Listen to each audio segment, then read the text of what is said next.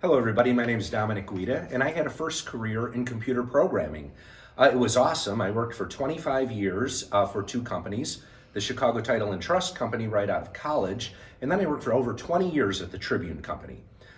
My career, really my job, was to support production for the first 15 years of my career. I had a beeper.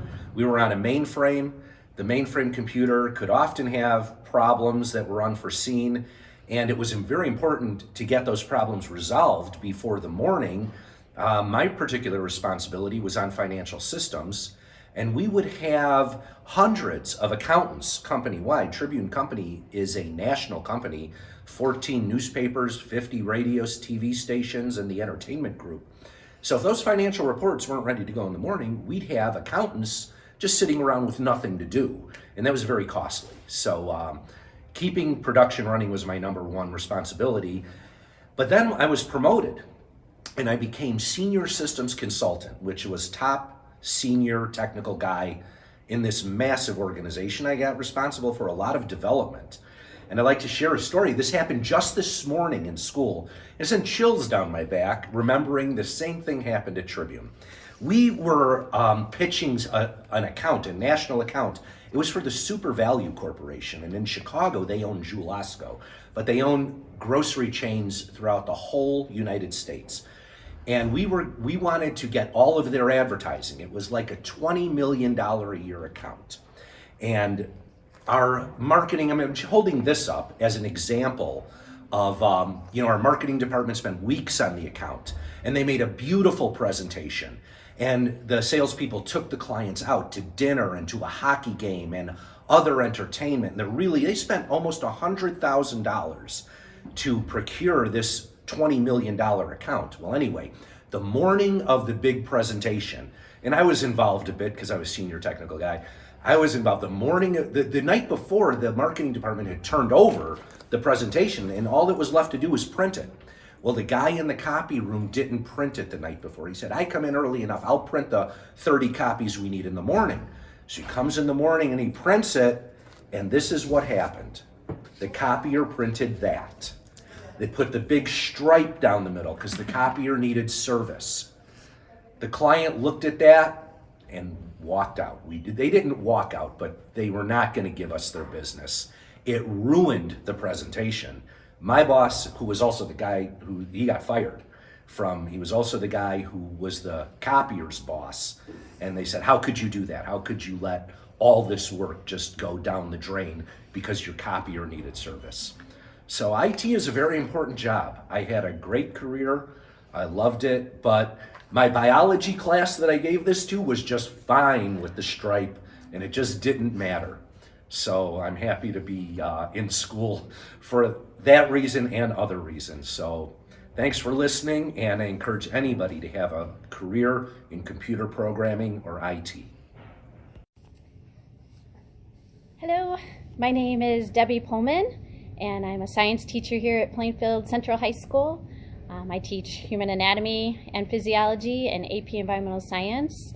But what you may not know is that I came here in 99-2000 after 13 years out of education, in which during 7 years of that I was at Amoco Research Center doing polymer physics research. Where I worked looked like this somewhat in the Bay Area here. You can see into this lab area. Mine was a double, so it wasn't that narrow, so I had a little bit more space to spread out. But my background when I came into that was still in education. I had a zoology major and a physical education major, and then I went and interviewed at Amoco, and at that time it tripled my salary, and so being newly married, that's where I went to work. With that, I knew I still wanted to get into education, and I did a lot of educational stuff through Amoco. Some of my best memories of that was spending overnighters at the Shedd Aquarium. We worked with schools in the area like West Chicago and Bolingbrook, and we would take them and do lab dissections and stuff all night long, be up pretty much all night in the Shedd Aquarium, and then sleep for maybe a couple of hours, and then get up in the morning and come home with everyone, and then they would get ready to open for business for the next day. So that's one of my favorite memories there. As far as doing what I did, it was new every day because I worked a lot with microscopes. And so I was looking at stuff underneath to see, how things were blending in plastics. These are some examples of some of the things that were being made, but like Rubbermaid tub was something that came through there with our polymers. Some other things that we did, like all these plastic extrusion films. It was a lot. Meat trays. When you have a meat tray, there's like 7 layers to that. So looking at those kind of things and how they would gel together, it was very exciting, because when you're looking at life under a microscope, everything looks different. So from stereo microscopes to, we had SEM, TEM, tunneling. So there was all different kinds that we were utilizing. And I had some experience on an SEM from my zoology education at Eastern Illinois. So I did have some information on how to work with that, but I learned a lot, including going to classes at McCrone Research Institute downtown. Walter McCrone is the one who they had forensically study the Shroud of Turin. He's also the one who did all the evidence for the John Wayne Gacy trial. So I did get a chance to go and study with him for a week and learn more about identifying things under a microscope and different types of tests to be able to utilize. So that was very interesting. My salary at that point was somewhere between, it was between $28,000 to $35,000, I want to say, as I was there. And in teaching, I think my starting salary in teaching, and with 2 coaching seasons, was like $15,600. So it did help me a lot as far as my salary at that time. And now I know salaries through Amoco. I mean, research technicians are different everywhere, but through Amoco, or what is now BP, that would be somewhere between $40,000 to $80,000. It is a wide span in there, depending on what part of the company you're entering into. So, that would be something to consider if you're interested in going into. And this was research technician. I was studying to become an engineer, never finished that, came back to education. So that's just where my life plan went. But the company was paying for me to go back to do my education, which was a nice thing to consider as well. So something to think about. So you may know me as Rob McGahey, teacher here in the building, but you may not know that in a former career, I was in the field of architecture and construction management. So you would have seen me wearing something more like this daily. In the field of architecture, my pathway to that was a 4-year degree, plus some additional coursework at North Carolina State, because you do have to have a license for architecture. A lot of times now you can do a 5-year combined program. In terms of my architectural experience, I worked mainly doing red line revisions is what we called it. So junior architects tend to correct a lot of mistakes. Things that I would do would be simply like modifying window types or making modifications to existing plans to say, like, make a house like this look like a house like this, even if it was the exact same house. Architects right now are starting in the mid 40s, $50,000 range, and architects can make up to $150,000, $200,000 a year, and it is a certified certification or licensed position. The remainder of my career was in residential construction management, and in that, my main responsibility, I did both historic renovation, I did custom home building, and I did large-scale residential construction management. So that would be like some neighborhoods you see locally around here, where there might be 1,000 or 1,500 lots. And so my job there was not only managing the individual home construction, but other project managers who managed several of their houses. Starting salary, you're talking probably mid-30s, but the great thing about residential construction project management is you bonus on houses. So in my case, I could bonus like up to, say, $3,000 on every house I closed, and oftentimes I would have 50 or 55 houses under construction simultaneously. Kind of a regular thing that you have to do in this field is meet with homeowners, meet with inspectors, and there's a lot to think about in terms of, like, not just not being a manager, but learning to be a leader, and learning to be able to work with people who are, like, homeowners are emotionally attached to their purchase. Building inspectors can tend to be difficult, so figuring out ways that you can bridge those gaps. I think the main thing in terms of like high school connections, obviously any kind of coursework you're going to do or anything you're going to do to get into a field, you're going to learn the technical aspects of it, and that's a must. When I look back, I think things like language arts probably helped me the most because you have to be able to write, you have to be able to listen, you have to be able to communicate, you have to be able to read and find information accurately and quickly. I think math and sciences, as far as problem solving, were really helpful, and even though I used to hate it, I think any kind of group work that you do is a great opportunity to hone your skills and become a leader. That's it.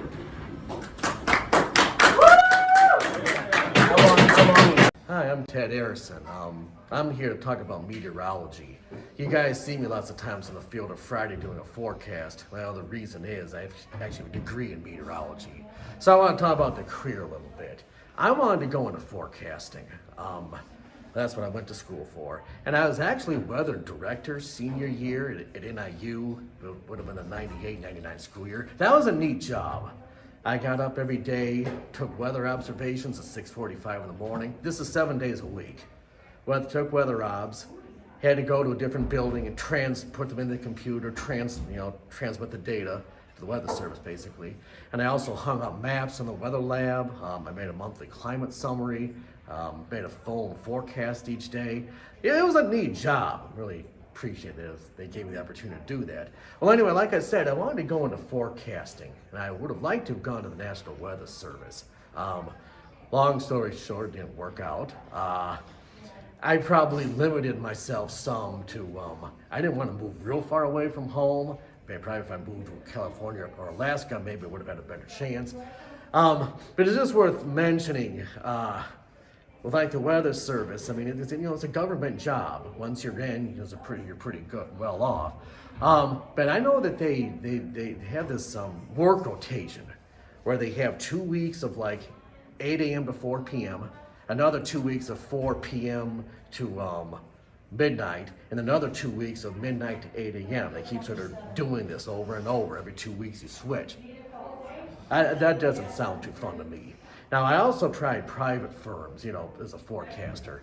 And we had some job fairs. They're saying, well, we never get to see our families, Ted. They put us on the midnight shift.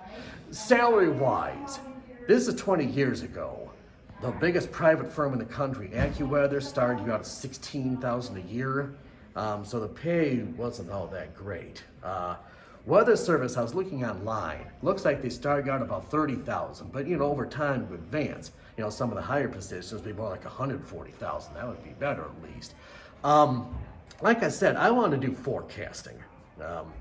You could also go into research, and for research you might consider, like becoming a professor at a university kind of thing. And of course there's the famous storm chasing, which probably be under the research, part also. So what I enjoyed most. I love weather. I've always loved weather. I could talk about weather all day. That weather director job I had was really neat. But anyway, so it's still a hobby for me, obviously. So anyway, as far as like coursework, calculus and physics, the more math and science, the better. And really at college, I can't say this enough, calculus and physics, and even computer programming. So meteorology, it's not an easy major. It is what it is. But if you have a desire to do it, go for it. Just know that probably the demand isn't real great. Now, another possible aspect would be broadcast meteorology. Tom Skilling, for instance, started out at a smaller station in Milwaukee. Then he got promoted and went to Chicago. Now, someone like him, he's well into the figure salary. But that's sort of, that's not everyone. It's sort of the tip of the iceberg. But, large amounts of money can be made, if you're willing to stick with it and maybe move someplace else. So, anyway, this is sort of me ranting and raving off the top of my head here. That's sort of my past experience, at least. Hope you like the video. Thanks.